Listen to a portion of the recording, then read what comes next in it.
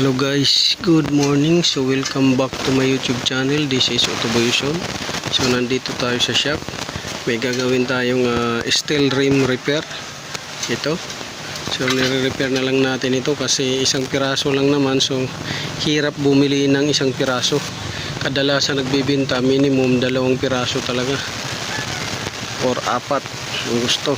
So ito isa lang ang bibilhin pero wala tayong mabili. So ito ngayon yung gagawin natin, i-repair natin dahil may butas. So ito muna yung gagawin natin ngayon para matulungan natin si customer dahil hindi nga siya nakabili ng isa lang. So ako naman naghahanap, hindi rin nakabili ng isa lang, dalawang binibenta. So ito yung binild upan ko muna. Yan, build up ko muna, tapos saka natin uli i-weldingan. Yan. So watch and learn na lang guys. So steel rim ito ginagawa natin. So ito yung disadvantage sa steel rim pagka laging nababasa ng ulan at kakalawang hanggang sa nabubulok yung steel. Pero kung mags alloy ay hindi makaranas ka ng ganitong problema. So mura lang to kaysa mags alloy. Ang problema madaling mabulok. So yun guys yung gagawin natin yun.